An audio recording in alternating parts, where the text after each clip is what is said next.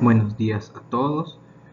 Hoy, después de estas casi 2 semanas, vamos a terminar el tema número 4, carbohidratos. En esta última clase de hoy va a ser un poco más corta que las anteriores, ya que aquí hablaremos de temas que tocamos sobre todo en la primera clase.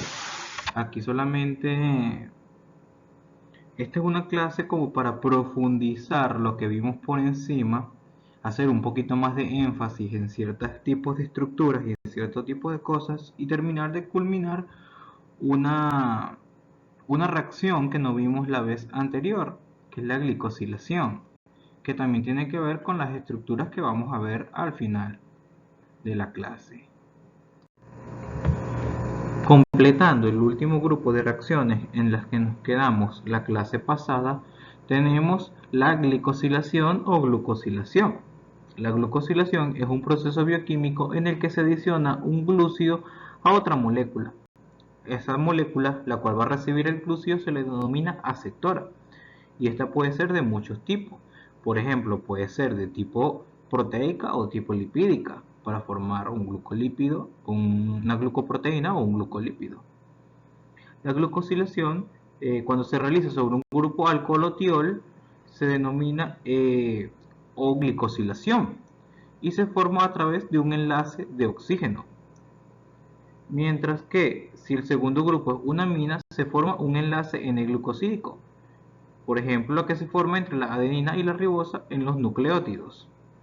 Uno de los tipos más importantes de glicosilación es la glicosilación proteica, la cual puede darse como una modificación cotraducional, que quiere decir que ocurre paralelamente a la traducción o incluso posttraducional, que ocurre luego de la transducción proteica. La mayoría de las proteínas almacenadas en el retículo endoplasmático rugoso experimentan glucosilación. Las reacciones de glicosilación unen azúcares o glucanos a proteínas o lípidos. Análogas a la formación de los glucósidos entre las moléculas de azúcar, las reacciones de glucosilación, las cuales son por lo general catalizadas por enzimas glucosiltransferasa, forman enlaces glucosídicos entre carbonos anoméricos y átomos de oxígeno o de nitrógeno, sea el caso de una O-glicosilación o una N-glicosilación. En las N-glicosilaciones tenemos que se adiciona un oligosacárido al complejo del grupo amino libre, por lo general a un residuo de asparagina. Esto ocurre, como ya lo vinimos discutiendo, en el retículo endoplasmático rugoso como un proceso cotraducional. Este es sintetizado en el propio retículo y se sintetiza con un precursor común. Luego de la síntesis de ese precursor común, algunos de sus residuos se van siendo eliminados y queda un núcleo mínimo. Sobre ese núcleo mínimo se van agregando otros oligosacáridos, los cuales van a determinar el tipo de molécula que terminará resultando. En el caso de la O-glicosilación, en este tipo de glicosilación se incluyen diversos procesos celulares que generan algún tipo de sacárido sobre el grupo hidroxilo. Estos grupos hidroxilo pueden estar sobre un residuo de serina o de treonina, por lo general en las proteínas. El proceso de O-glicosilación más estudiado es el proceso de la O-gal-N-acetilación. Se caracteriza por la adición de un residuo N-acetilgalactosamina a la proteína. Otros procesos de gran importancia, aunque poco estudiados, son la O-glucosil N-acetilación de proteínas citosólicas y nucleares.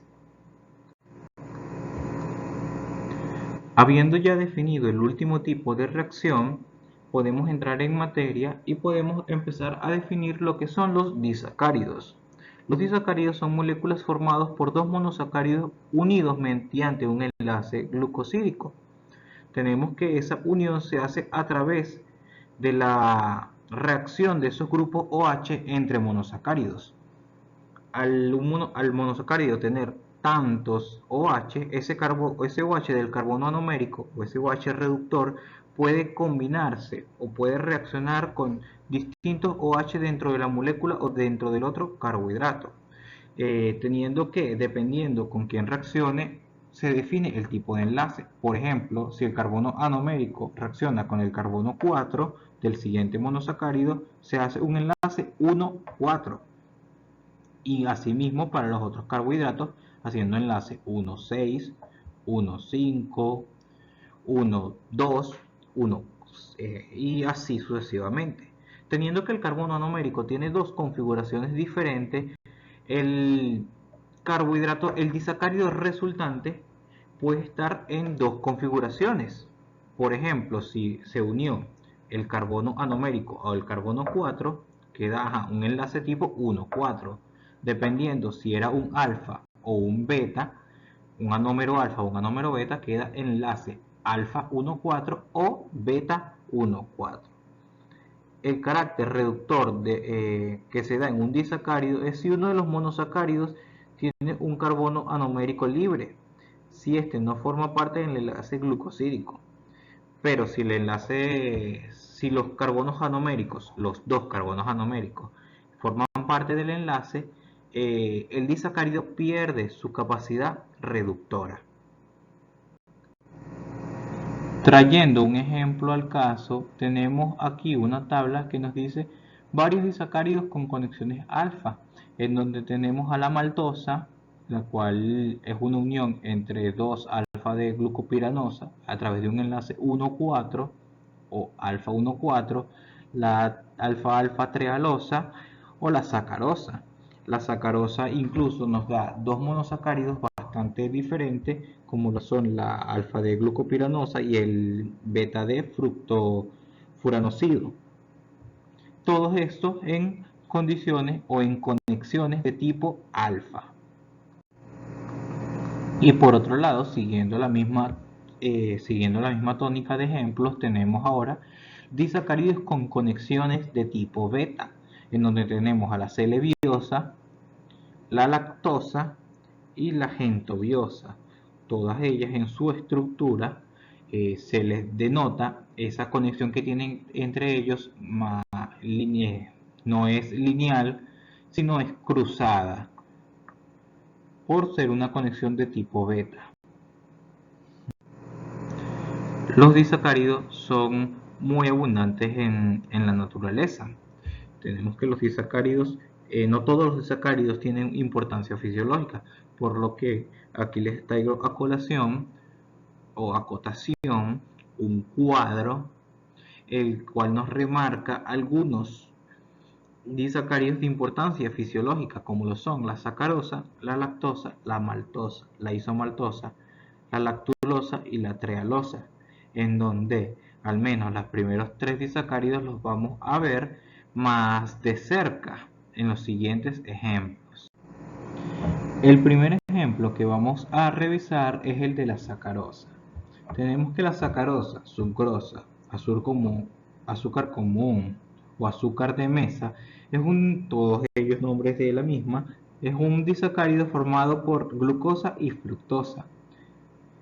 Este se sintetiza por lo general en plantas, pero no en animales superiores. Esta no contiene ningún carbono anomérico libre, ya que estos carbonos anoméricos están formando el enlace o glucosídico, por lo que la sacarosa es un azúcar no reductor.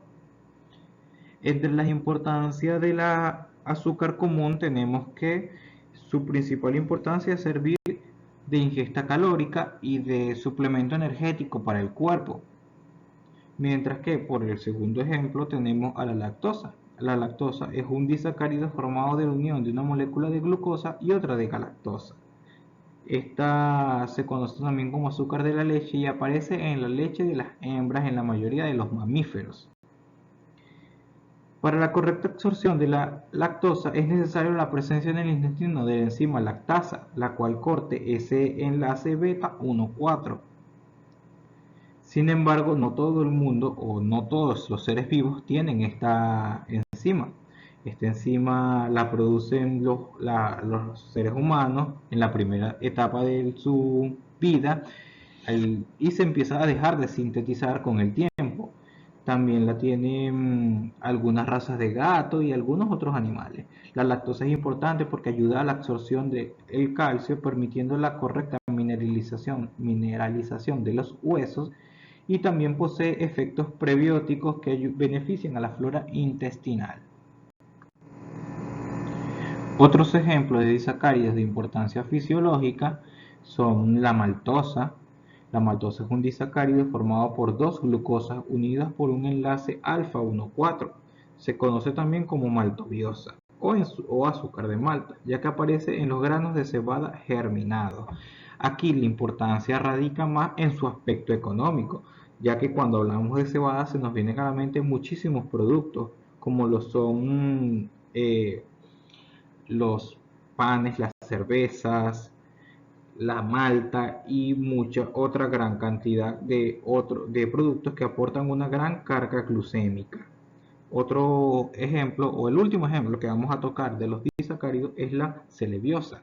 La celebiosa es un disacárido formado por dos glucosas, igualmente que la maltosa. Su diferencia radica en el tipo de enlace, ya que este va a tener un enlace 1,4, un beta 1,4. Al igual que la celebiosa no existe en la naturaleza de forma libre, por lo que prácticamente no tiene una gran importancia a nivel fisiológico. Habiendo ya repasado los disacáridos, entramos en los polisacáridos.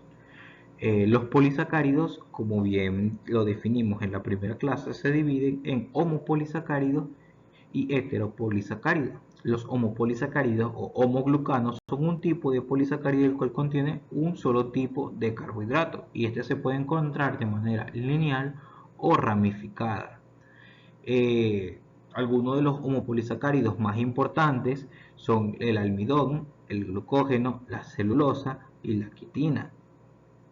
Los polisacáridos como el almidón y el glucógeno, a diferencia de las proteínas o de los ácidos nucleicos, no tienen un peso molecular fijo, y este peso molecular o el tamaño es reflejado a través del estado metabólico de la célula. En palabras más simples, a más grande sea la concentración de azúcares, más grande va a ser este polisacárido, ya que depende de la concentración de sus monómeros por individual. El primer homopolisacárido que vamos a estudiar el día de hoy va a ser el almidón. El almidón es una macromolécula que está compuesta por dos polímeros distintos de glucosa, las cuales son la amilosa y la amilopectina. La amilosa está formada por alfa-D-glucopiranosas unidas en enlace alfa 1,4 en una cadena sin ramificar. Este representa el 25% de la molécula de almidón. Y esta cadena lineal adopta una disposición helicoidal. Por cada 6 monómeros hay una vuelta a la hélice. Como bien se observa en la imagen, la amilosa contiene un extremo reductor o un carbono anomérico libre y un extremo no reductor, que es el carbono 4 libre del otro lado. Mientras que la amilopectina representa el 70-75% restante de la molécula del almidón. La amilopectina está formada por alfa-D-glucopiranosa de igual manera, sin embargo en este caso está altamente ramificada, ya que además de las típicas uniones alfa 1,4, también hay enlaces alfa 1,6. Estas originan ramificaciones por lo general cada 12 monómeros y su peso molecular es bastante elevado. La amilopectina y el glucógeno comparten prácticamente una estructura bastante similar. Básicamente su diferencia es el tipo de ramificación y obviamente su localización y disposición en la naturaleza. Y al final estas moléculas juntas forman lo que es el almidón. Entonces, el almidón en su gran mayoría amilopectina y en poca parte la amilosa, representada por esa hebra helicoidal, se unen en una estructura o en unos gránulos, los cuales van a tener un extremo reductor y un extremo no reductor. Al ser más abundantes los extremos no reductores, estas estructuras empiezan a degradarse por los extremos no reductores. Ahora, por parte del glucógeno, tenemos que este es el carbohidrato de almacenamiento de la energía de los vertebrados. A veces se le llama el almidón animal. Este se encuentra con mayor abundancia en las células hepáticas y musculares. Tiene una estructura, como les comenté, muy similar a la amilopectina, ya que es una alfa de glucopiranosa de manera lineal, 1,6, que también se ramifica a través de unos enlaces alfa 1,4. Sin embargo, la diferencia entre el glucógeno y la amilopectina es que las moléculas de glucógeno, las ramificaciones están cada 4 residuos de glucosa. Esto también varía a raíz de que la molécula crezca. Cuando la molécula crezca, las ramificaciones ya no se encuentran tan cercanas y pasando a un promedio de una ramificación cada 8 residuos más o menos. Aquí en la siguiente imagen entonces observamos las diferencias visuales, diferencias rápidas entre la amilopectina, la cual está como la imagen A, la de la izquierda, y el glucógeno como la imagen B. Observamos que el glucógeno se ve muchísimo más ramificado, por así decirlo. De hecho, si vemos como la cadena principal, la amarilla, y las ramificaciones, las verdes, tenemos que el glucógeno, mientras puede obtener en una molécula del mismo tamaño 4 ramificaciones, la amilopectina solo tiene 2 ramificaciones, compartiendo una estructura similar que se encuentra en la parte de abajo, con un extremo reductor y 2 finales no reductores. El siguiente tipo de homopolisacárido es la celulosa. La celulosa es el principal polisacárido de las plantas. Es el polímero más abundante en la biosfera y, al igual que la amilosa, la celulosa es un polímero lineal de D-glucosa. Pero en la celulosa los residuos de azúcares están unidos a través de un enlace beta 1,4. Esta diferencia aparentemente pequeña con relación al almidón tiene unas consecuencias estructurales muy importantes que ya vamos a observar. Además de sus diferencias estructurales, la misma pequeña diferencia que existe entre la celulosa y el almidón tiene unas consecuencias enzimáticas muy importantes, ya que las enzimas animales no son capaces de romper estos enlaces, a pesar de haber cambiado tan poco. Por ese motivo, el ser humano no es capaz de usar enormes cantidades de glucosa que tiene a su alrededor, como si lo pueden usar otros animales, como lo son los rumiantes. Las vacas pueden digerir celulosa porque en sus aparatos digestivos contienen bacterias simbióticas que producen las células necesarias. Ni siquiera es porque la vaca o el rumiante por sí solo puede puede digerir esta celulosa.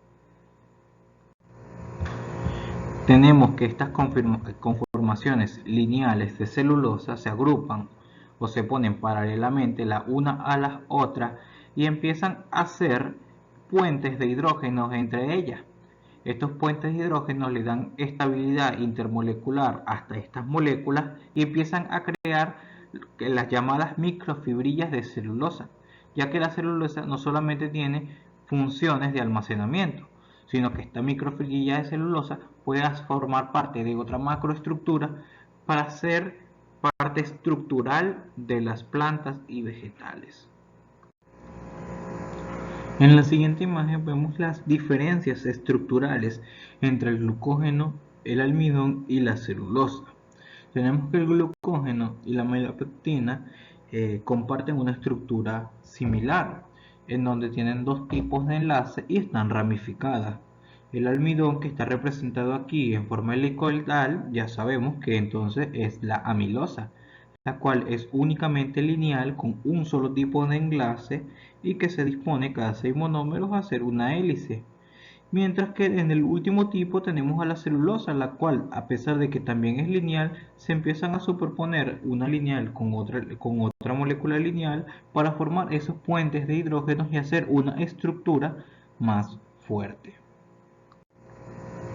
Ahora, con los heteropolisacáridos, tenemos que estos son, al igual que los homopolisacáridos, macromoléculas que cumplen funciones esenciales para la vida. Sin embargo, estos se diferencian ya que estos son compuestos por múltiples monómeros de azúcares diferentes, unidos repetitivamente entre sí por enlace glucosídico de varios tipos. Al igual que los homopolisacáridos, estos se dividen también en lineales y ramificados. Las principales clases de heteroglucanos, el cual también es otro nombre para los heteropolisacáridos hallados en los mamíferos, son los glucanos N, glucanos O, los glucosaminoglucanos, los componentes de los glucolípidos, los anclajes al GPI. Además de esto, tenemos que en el contexto médico, los heteropolisacáridos más estudiados son los del tejido conjuntivo, que son eh, compuestos por su gran mayoría por glucosaminoglucanos, los antígenos eritrocitarios, eh, las gamma-globulinas, glicoproteínas de gran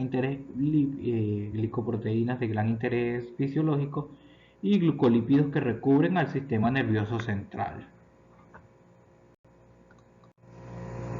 En el caso de los glicosaminoglicanos o glucosaminoglicanos, tenemos que estos son polisacáridos estructurales que forman gran parte de la matriz intracelular de los tejidos mesodérmicos, como lo son el tejido conjuntivo, el tejido cartilaginoso, el tejido muscular y el tejido óseo, y que frecuentemente se presentan unidos a un núcleo de proteína, formando los llamados proteoglicanos.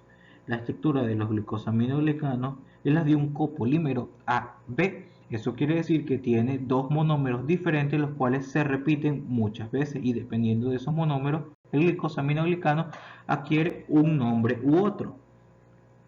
Tenemos que a pH fisiológico estos tienen muchas cargas negativas, por lo cual la repulsión de cargas los separan entre ellos y lo hacen tener ciertas características.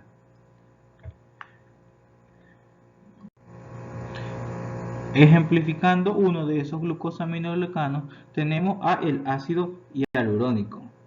El ácido hialurónico está constituido por cadenas de carbohidratos complejos, en concreto unos 50.000 disacáridos de N-acetilglucosamina y ácido glucurónico. Esta presenta la propiedad de retener grandes cantidades de agua y adoptar una conformación extendida en la disolución. Eso se debe a su composición alta en grupos OH, como le estaba comentando en la diapositiva anterior. Por lo que estas moléculas son útiles tanto como para acoginar como para lubricar, ya que esta disolución que tiene en el medio hace al medio más viscoso. Estas propiedades se consiguen gracias a las cargas negativas de la molécula, lo que hace el establecimiento de las fuerzas de repulsión. El uso principal del ácido hialurónico en medicina, en cuanto al número de veces y más no en importancia médica, es el de material de relleno de cirugía y odontología estética, utilizándose en implantes, rellenos y otros tipos de productos cosméticos o procedimientos cosméticos. Además, este material alisa los pliegues subcutáneos y estimula la producción natural de colágeno, lo cual multiplica y prolonga el resultado rejuvenecedor. Una función importante de los glucosaminoglucanos es la formación de una matriz para mantener juntos los componentes proteicos de la piel y el tejido conjuntivo. Los proteoglicanos son el componente fundamental de la matriz extracelular. Constituyen, por así decirlo, la principal sustancia que rellena los espacios entre las células del organismo. Y aquí se forman grandes complejos, tanto como otros proteoglicanos, como con hialuronanos y proteínas de la matriz fibrosa. La cadena proteica o núcleo proteico es sintetizada en los ribosomas y se encuentra unida a la membrana, acumulándose en la luz del retículo endoplasmático. Luego la unión de los glicosaminoglucanos a la proteína tiene lugar en el aparato de Golgi, en donde se va formando esa estructura que vemos a la derecha. Tenemos un arco central de ácido hialurónico o hialuronano, la cual une varias proteínas centrales, las cuales unen glicosaminoglicanos. La diversidad de los proteoglucanos en consecuencia difiere el número de proteínas centrales y la gran cantidad de clases de glicosaminoglicanos. Tenemos entre estos varios ejemplos de varios proteoglicanos. Entre estos ejemplos podemos incluir a los sindecanos, los glipicanos y los agrecanos.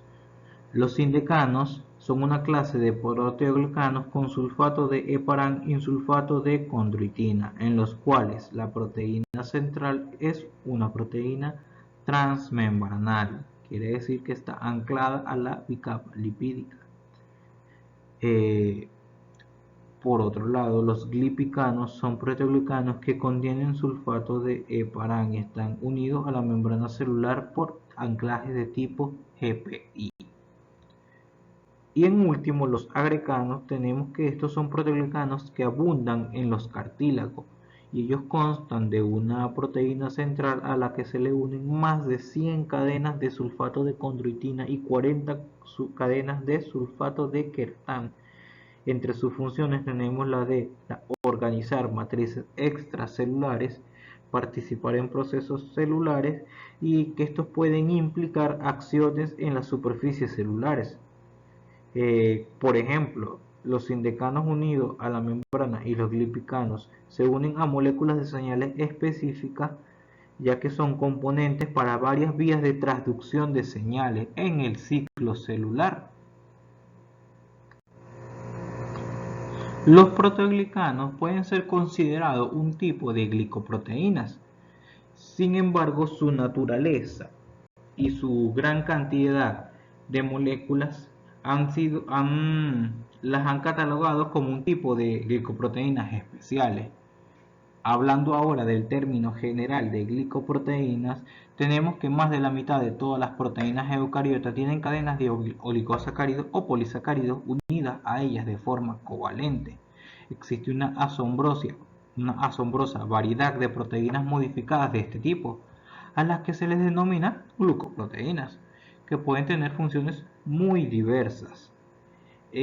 Algunas de las glicoproteínas que podemos resaltar por los momentos son las que están enumeradas en este cuadro. Tenemos la proteína anticongelante de algunos peces, la cual es una glicoproteína unida a través de una treonina. La de la mucina submaxilar de la oveja, la cual está unida a través de una serina o una treonina, cual cumple funciones de lubricación. Tenemos la enzima ribonucleasa B, que está unida a una asparagina, la ovoalbúmina de la gallina e incluso una inmunoglobulina de tipo G humana. La glicosilación proteica se trata de un proceso de adición de los carbohidratos a una proteína.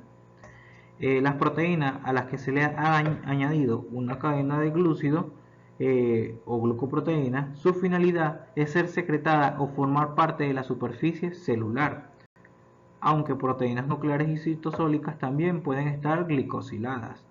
Los carbohidratos en las glicoproteínas tienen funciones importantes para el plegamiento de las proteínas en el retículo endoplasmático rugoso y su destino en los compartimientos intracelulares y sus interacciones célula-célula. Tenemos, como bien habíamos definido, dos tipos de glicoproteínas, las cuales son las que están enlazadas a través de un grupo amino y las que están enlazadas a través de un grupo de oxígeno, o las N-glicanos o O-glicanos. En el caso de las N-glicanos tenemos que la mayoría de las glicoproteínas presentan este tipo de glicosilación, o sea, glicosilación de tipo N. Estas glicoproteínas con enlaces N tenemos que son caracterizadas por la unión de una cadena oligosacárida a una secuencia peptídica mediante un enlace a través de la N-acetilglucosamina y un residuo de asparagina. La N-glicosilación es importante por contribuir en el plegamiento proteico. Existe la glicosilación en eucariotes, en bacterias, pero es muy rara. Esta glicosilación tiene 14 azúcares precursores, siendo residuos de glucosa, 9 residuos de manosa y 2 residuos de N-acetilglucosamina. Sin embargo, estas son modificadas dependiendo de las necesidades o de la glicoproteína a sintetizar. Esto ocurre en un complejo conjunto de reacciones que se une a través de los transportadores traslocados en el retículo endoplasmático rugoso. Tenemos, por ejemplo, en la inmunoglobulina G humana, el residuo que se indica con FUC, estructura que está en el medio, es un residuo de L-fucosa, unido frecuentemente a la conexión proteica de los glucanos de tipo N. Y en su estructura terminal, por así decirlo, o en la parte más distante, encontramos el ácido N-acetilneuroamínico. En este tipo de enlaces, a diferencia de la N-glicosilación, se han identificado varios tipos de glicosilación. Sin embargo, vamos a tocar únicamente la más frecuente, la cual es determinada por la unión del residuo de N-acetilgalactosamina a una serina o treonina presente en el esqueleto polipeptídico. La glicosilación ocurre probablemente en el aparato de Golgi. Tenemos, por ejemplo, de glicosilación las mucinas. La mucina es una glucoproteína que se encuentra presente en grandes cantidades en las secreciones salivales y ellos contienen muchos glucanos cortos de enlace o las mucinas son muy extendidas e hidratadas, aumentan la viscosidad de los líquidos en los que están disueltas, por lo que son responsables directamente de la viscosidad de la saliva. Algunos también pueden reaccionar como agentes en el direccionamiento intracelular y en la identificación celular y molecular. Un ejemplo que nos concierne a todos de glicoproteínas con enlaces de tipo O son los antígenos de los grupos sanguíneos.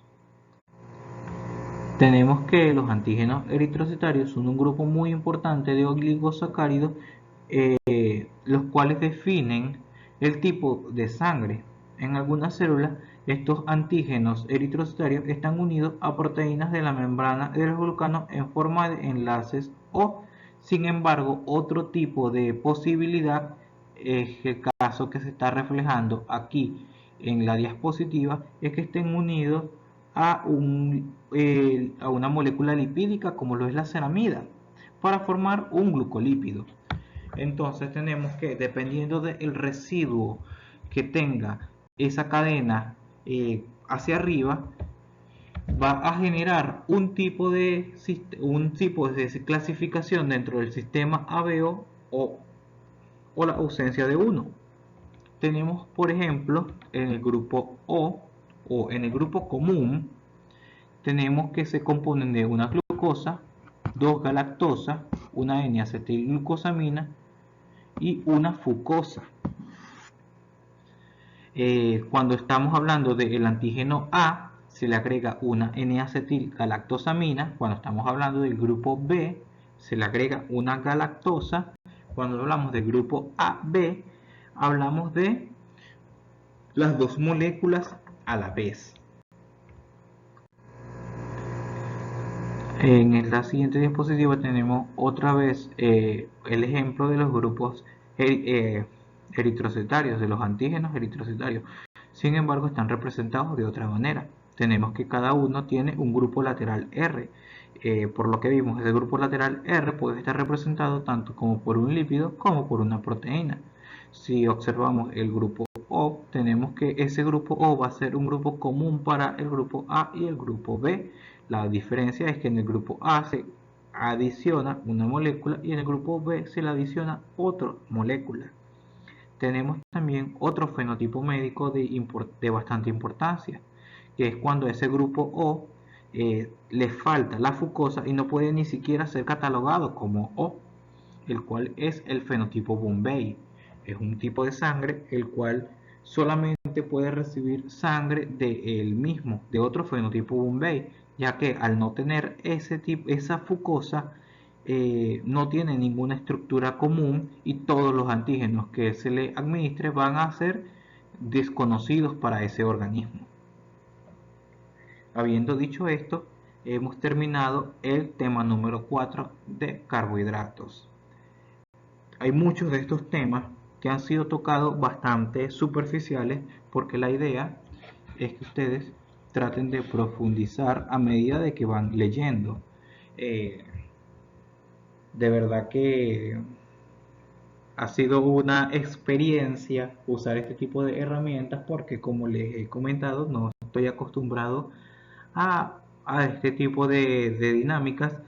Sin embargo, bueno, muchas gracias por haber llegado hasta aquí y cualquier duda consulten, no duden en consultarme ni a mí y a los demás profesores de la cátedra.